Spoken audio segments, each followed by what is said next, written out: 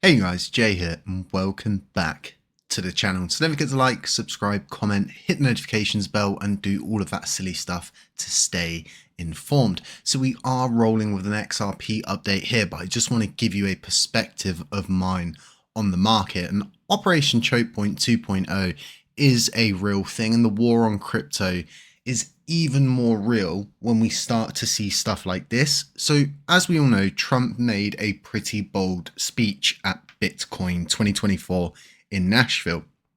And what he said specifically was that he would vow that the US would keep 100% of the seized Bitcoin if elected. So what we've seen is a bit of a pullback in the market, and I think the pullback in the market is from the government moving around $2 billion worth of BTC, which is tied to the Silk Road.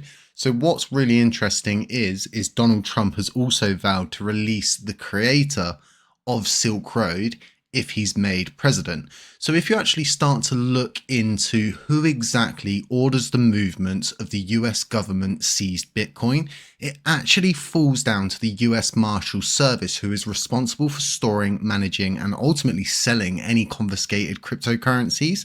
Now, who would order the US Marshal Service?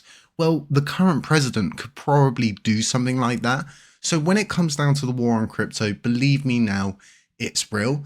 And what we're going to be seeing in the future is the simple fact that once XRP clears its current position and it's all done and dusted, the T's are crossed and the I's are dotted, the war on XRP will be no more. And this is a really important point, especially with everything that's going on currently with the ETFs, with BTC, with Ethereum, driving a huge inflow of $2.2 billion. But what I'm currently thinking, and what you can tell from the thumbnail you've seen, is the idea that XRP itself is probably going to be the exact ingredient this Bullrun needs to really get going. Because although we've had a decent amount of inflows coming in from these ETFs, the Ethereum inflows are weaker than the Bitcoin inflows. So what this is starting to show us is there's not a lot of people who are relatively interested in investing institutional money into ideas like BTC or Ethereum. And what I currently think is it's because of a simple fact that you can just go and buy Bitcoin, you can just go and buy Ethereum. And these ETFs are a way for companies, corporations, businesses to more or less control their investors' money. And that's really what it boils down to when it comes down to all of these different things. So when it comes down to what XRP themselves are building, they're building something that's decentralized, but it has a centralized body at the very tippy top of it. So although all these different kind of upgrades that are going to happen will be approved via consensus in a decentralized manner, it still has a centralized body. And that centralized body is bringing a lot to the table. So we've currently gone through a pretty decent timeline, and there's not a lot of, for example, we've seen the ETFs for Ethereum, we've seen the ETFs for BTC, we've seen Trump speak at Nashville, we've probably heard some of the most bullish things that have been said. And what we've currently got on the horizon from my perspective is CZ getting released from jail. But past that, I'm trying to think to myself, what could really kickstart this bull run? And the only thing that's going to kickstart this bull run, and as many presidents that come up and speak and talk about things, and as many people that get released from jail, it's not bringing in institutional investments. And what we need is the total crypto market cap to grow, not just one individual sector. But ultimately, something is going to drive the broader adoption of crypto. And from my perspective, it's going to be XRP. So we've got all sorts of different news that is circulating XRP. And I just like to set the scene with these videos and give you a perspective of how I'm thinking currently. But seeing these articles popping up about this settlement image being leaked and the fact that the court case could end soon, I don't think there's any confusion in the idea of the court casing ending before the summer. And the reason why I'm saying that is because of the simple fact that Brad himself has said that. So this to me signals that it is coming to a close. So I don't really need to go off of speculation or leaked images, but it is interesting to see all of these different things getting drummed up. So if you look at the leaked image, it says there is a meeting tomorrow, and it's going to be a closed meeting with the SEC and Ripple Labs, and that's from 9:30 to 12:45 p.m. So if you go to the SEC website and you take a look at this, you can see that there is a closed meeting on this day, but the times don't add up. 2 p.m. to 4 p.m.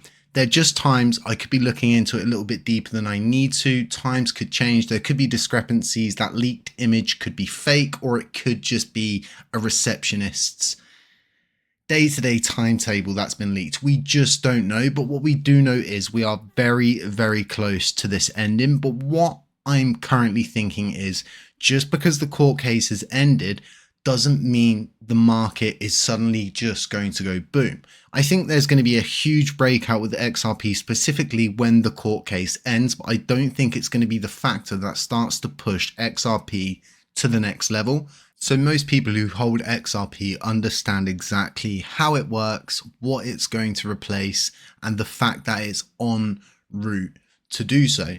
We all know that the court case is going to be ending soon, and we know that they're bringing forward their own stablecoin called RLUSD. And this is definitely something that is going to shake up the market, as said here by this article. And I have to agree.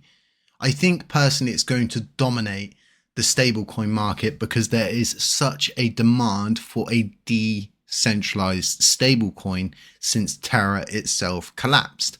So when it comes down to the global stage, the shifting winds and the de-dollarization that is currently in play, I would start to look at BRICS. And there's been a lot of talk around XRP being involved with BRICS and maybe becoming the exact component it needs for this new economic reality. So Alexander Babakov, deputy chairman of Russian State Duma, highlighted the need to create a BRICS equivalent to SWIFT messaging system which routes payments alongside the current banking infrastructure. Babakov emphasized that this new system would help to reduce the dependence on Western institutions and simplify settlements outside the dollar-dominated system. So from where I'm sitting, this only rings positive bells in my head, because as we heard from Trump, one of his key points during Bitcoin 2024 was the fact that if they don't do it, China will do it. Now, what this signals to me is, well, if they don't take on XRP and if they don't more or less have XRP on the global stage in the United States, then, hey, maybe they'll go to Russia. Hey, maybe they'll end up in China, and we don't want that. So I think this could start a bidding war. I think this could put something far larger into play than any of us could comprehend at this current moment. So inevitably, this is going to lead to a pushing and pulling effect. And in the middle of the pushing and pulling is going to be Ripple XRP. In order for Russia to build a system to match the SWIFT system, it would take them a massive amount of time, resources, energy, and effort, and diving into a sector that nobody really understands. And those that do understand it are not willing to work outside of the bubble. So this in itself really does start to put the war on crypto into viewpoint for me. And it would start to signal to me that there is going to be a massive political shift in crypto. So I'm fairly confident that the XRP court case itself is going to be coming to an end before the end of the summer, as Brad has stated. But I'm very excited for the future, what's ahead, these possibilities, and what could happen with BRICS and SWIFT and the United States stage moving forward. I'm going to continue dollar cost averaging into my XRP bag because that is what I've chosen to do. It's what I believe in, and it's what I've gained knowledge on, that this generational wealth can be found in XRP. So let me know what you think in the comments section about the situation with the Russian State Duma deputy chairman. Do let me know what you think about the leaked images. Let me know if you think it's going to be all happening in this closed meeting tomorrow. Aside that, stay safe, stay humble, stay aware, and as always, I'll catch you in the next one.